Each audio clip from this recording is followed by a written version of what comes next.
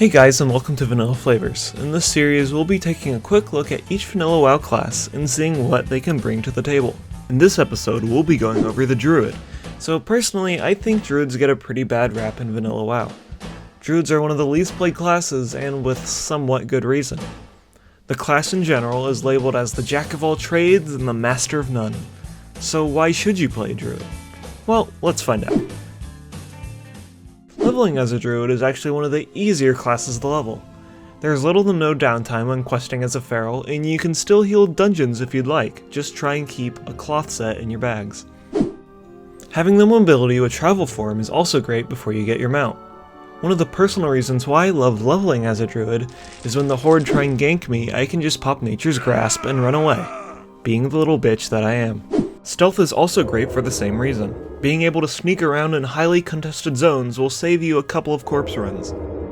Druid can cover all roles in vanilla WoW like they do now. The only problem is that they're not the best compared to other classes. Do you want to heal? Well, you can get through dungeons with relative ease, but you are lacking a res, and a priest or a paladin, or even a shaman, will probably have a better time healing than you do. Do you want a tank? Well, Druids can be pretty decent for AoE pulls in dungeons because of swipe, and they have quite a large health pool, but good luck having the survivability to tank in raids. So warriors are still the ultimate tanks.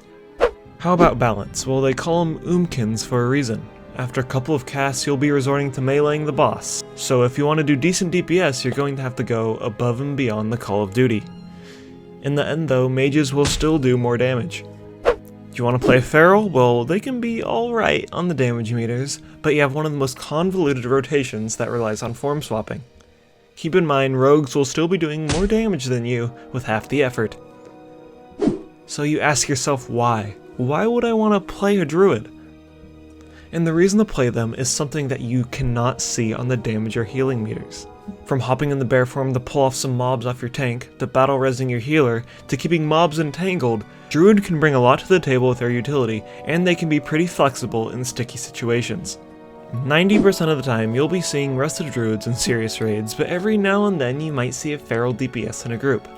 If you aren't really into min-maxing and doing everything in your power to be the best DPS Druid, I would not suggest Druid as a DPS class for PvE.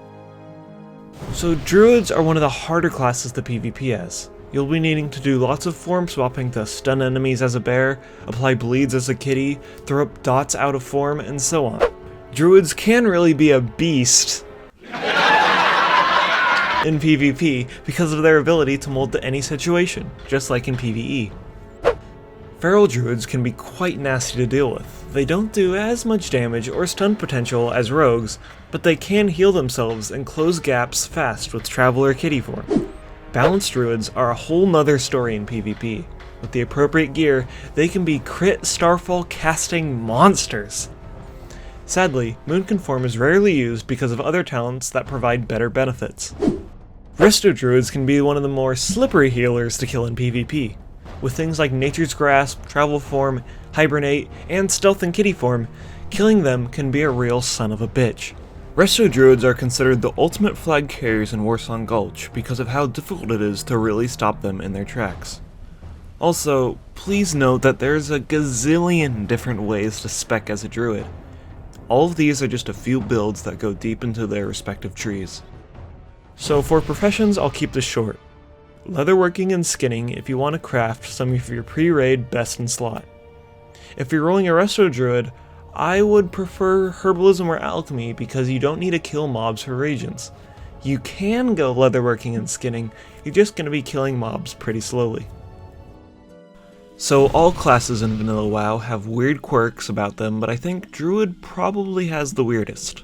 So as a Druid, you probably get the best class quests in my opinion. Getting your bear form is an iconic moment, and getting your aquatic form will make you want to pull your hair out. In a good way, I guess. Druids can hibernate other Druids since they are classified as beasts. Druids are also the only class with battle res. In fact, it's your only res, so if you're a healer and don't have a priest, shaman, or paladin in your group, whoever dies will probably have to walk all the way back. You also can't use entangling roots indoors. I still don't know why this is a game mechanic. I mean, look, There's roots right there, but you can't use entangling roots indoors. I mean, that makes no sense. There's roots right there. Why can't I just use the spell that makes... Druids also get their own zone called Moonglade, which is cool, I guess. I mean, not much really goes on here. While recording, these Shade guys ran through the town and killed all the guards. Apparently this is an AQ event, and now the town is even more dead. So that's great, I guess. So when you're in an animal form, you can't talk to NPCs, and you can't cast spells that can't be used in that form. So you'll need to manually swap out of the form to cast spells or talk to NPCs. I strongly suggest getting the add-on called Easy Dismount, so when you try and talk to an NPC or cast a spell you can't use in kitty form, it will automatically take you out of that form. So that's pretty much it for the Druid. I'd recommend this class for anybody that's looking to be the Swiss Army knife of utility for their group, have a complicated yet rewarding PvP class, or just be somebody that wants to push vanilla WoW to its limits when playing a DPS. Hey, so thanks for stopping by and seeing what the Druid is all about. I'm planning to make a lot more guides for each class, so subscribe and let me know which class you want to be reviewed next. I also have a Twitter where I post reminders for my videos and shitty vanilla WoW memes, so you can follow that if you'd like. Thanks for watching.